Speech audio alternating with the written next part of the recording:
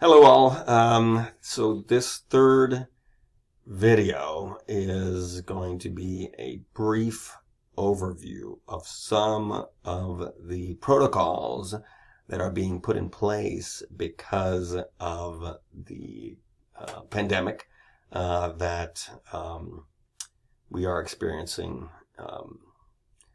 in the United States and across the globe.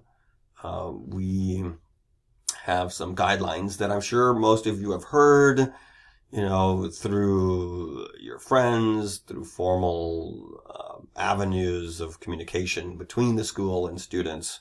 So really, I'm going to probably sound somewhat repetitive.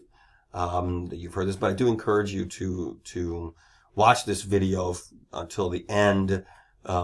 Just because I know for me, they've given us all kinds of information as faculty have come back, and I know that I might forget things. It's only human. I can't digest. I can't remember everything that they've told me over the last 7 or 8 days. So bear with me. If you've heard this already, be patient and let's go. Okay, so make sure that you have downloaded the app or know the website for the Campus Clear device that the school is using for the daily self-screening.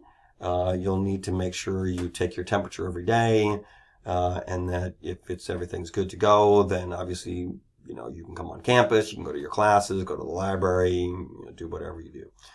And again, you can download the app to your smartphone, or you can find the Campus Clear website online. But you'll need to be doing that every day.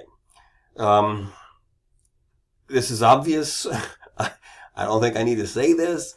But when you are in the classroom, my classroom or anyone else's classroom, you need to be wearing a mask at all times. What this means is that there should be no food consumed during class. We did ask the administration last week, well, what about drinking water? What do we do about that? I know that for myself, I always bring water to class in a mug, and my mouth gets parched, my throat gets dry, and I need to have water. But apparently that's not going to happen this semester, and I'm just going to have to learn to live without drinking water during class. Now, having said that, we were told that if you do really need a drink of water, or for whatever health reason you have a sugary drink or something like that you need to ingest, that you need to drink, you should step out of the classroom, have your drink of water, and then put your mask down again, and then come back into the room. But masks at all time in the classroom. For faculty, I will be wearing my mask. Some of us will be wearing a face shield in addition to the mask, but that is not actually required by the administration. So I will be opting to just use the face covering, the mask in class. Another thing that is going to happen is that we need to make sure that the spaces that we occupy, the desks in the classrooms, are clean after we leave. So I will be asking you to use the mister, the disinfectant, to clean your workspaces, and I will be cleaning that area at the front of the class as well. What that means is that this is fun, that we're supposed to let students out about 5 minutes early so that we could do that cleaning of our space. And there's at least a couple of different approaches to doing this that will make it more efficient. And I'll talk about that either tomorrow or with the first group that comes to class on Wednesday. I'm pretty sure I mentioned this last week. And if I haven't, I apologize that it's coming to you now. Because of physical distancing requirements, we can't fit everybody in our classroom. We will have to divide the group up in two, so that each day, with the exception of tomorrow is entirely virtual, but starting Wednesday, half of the group will be in person, and the other half of the group will be connecting remotely through the Google Meet session. So we will be meeting at the same time. Some of you will be in class and some of you will be virtually connecting. So it is synchronous classes. Okay. So at the same time. Okay. And then you'll rotate and you'll alternate over the course of the semester. One group, then the other group, then one group, the other group, and so on and so forth. So there'll be a seating, there'll be groups. There will be a seating chart for students. Again, this was something that, different faculty will do things differently. I will divide the class into groups. Okay. But then when you come to class that first time, will decide where you want to sit.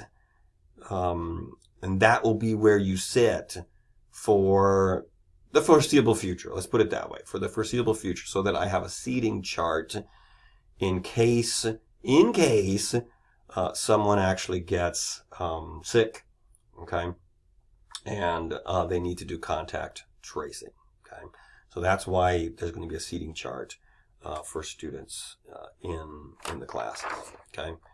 Those were the primary things I think I wanted to mention. I've already gone on, this is going on 7 minutes. We'll talk probably more about this tomorrow. If you want to, I don't think I'll spend a lot of time on it. I don't want this to become the focus of the class. It's there. It's the big elephant in the room, so to speak. Certainly, it's going to be an unusual semester. But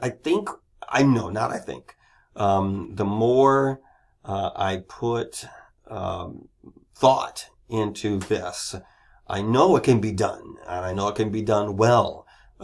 We've been given a good amount of time over the last 3 months to make these classes that are hybrid classes, that have students in class and that have students that are connecting remotely, to make them, very robust, very meaningful learning experiences. I think there's a tendency, and I know that I felt this way up until a few months ago, maybe even actually a while back, that online learning is just not the same. And it is not.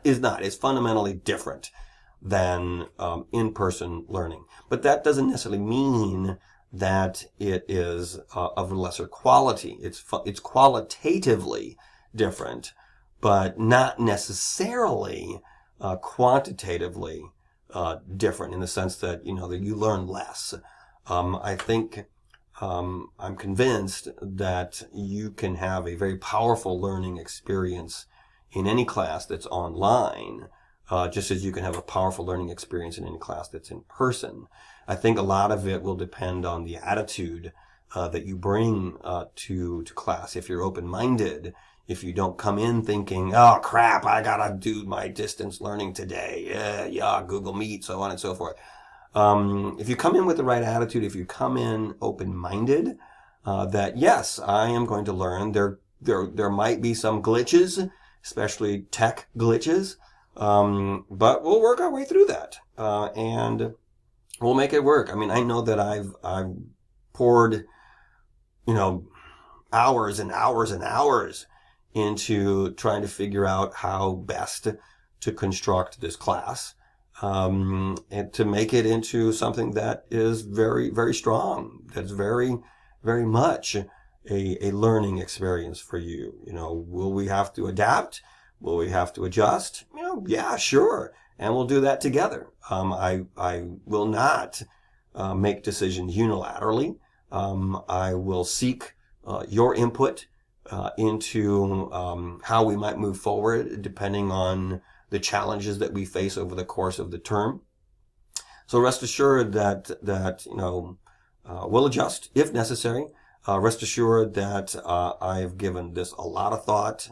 I didn't just randomly pick things to do in this class, but I think I feel very strongly that your experience can be a very powerful one of learning content as well as the skills that I want you to learn, the dispositions that I want you to learn. But part of this is on you. So you need to make sure that you have an open mind, that you make an effort as well. I will do my best, and I will work really hard for you so that this is a strong learning experience. But it's a two-way street. And I also need to see that from you. And if you have any questions at any point, if you have any concerns at any point, please don't hesitate to contact me. Shoot me an email. I am mildly obsessed with my email. I check it, very, very frequently. So with that, I will end here. I've already gone on probably way too long, and I'll talk to you tomorrow.